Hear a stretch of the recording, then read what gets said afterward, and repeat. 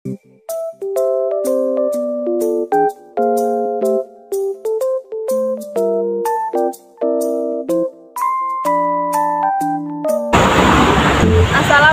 warahmatullahi wabarakatuh. Perkenalkan, nama saya Judah Fadera dari kelas 11 bahasa, dan saya Siti Almaidah Roma dari kelas 11 bahasa. Di sini saya akan menceritakan tentang keluarga Jamaluddin Al-Afghani.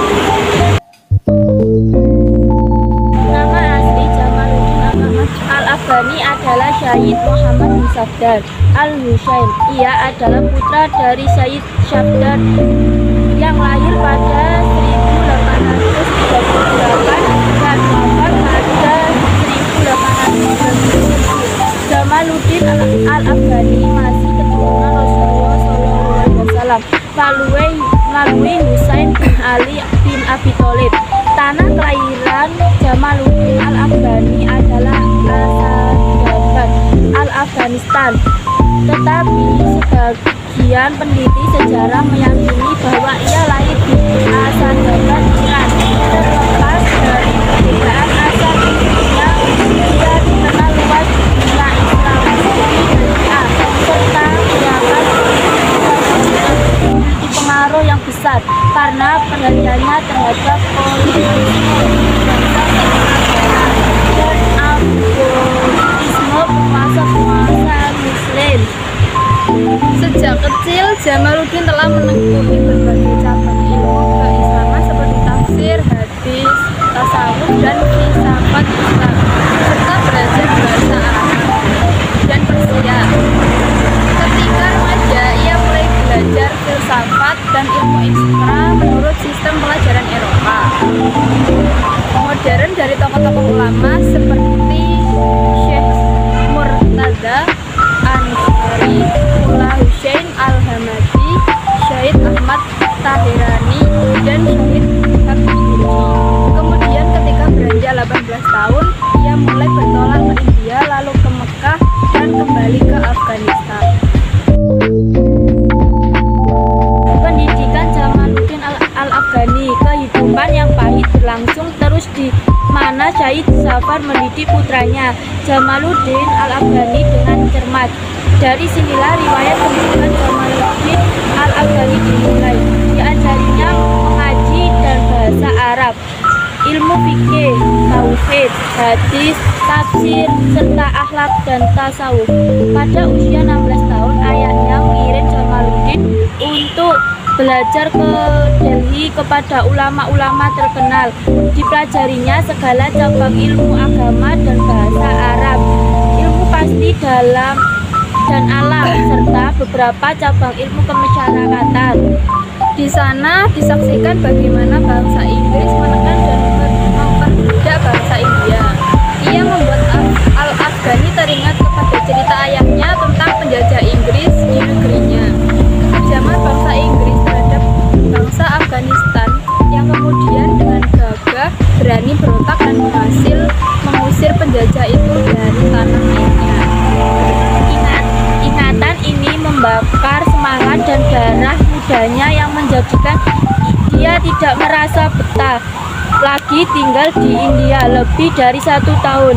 Ia kembali ke Afghanistan dengan darah yang gelora untuk mengusir penjajah dari seluruh benua Asia pada umumnya dan Asia Tengah pada khususnya. Pemikiran Jamaluddin Al-Afghani. Nama Al-Afghani sering diidentikan dengan dua gerakan yang secara benar ia serukan. Yang pertama adalah nasionalisme yang dikampanyekan terutama di Mesir dan di India untuk menantang kolonialisme. Lainnya adalah pan-Islamisme atau persatuan negara-negara Islam. Kejayaan melalui persatuan inilah salah satu kunci penting Al-Afghani. Nasionalisme adalah semangat atau perasaan kebangsaan, cinta terhadap bangsa dan tanah air.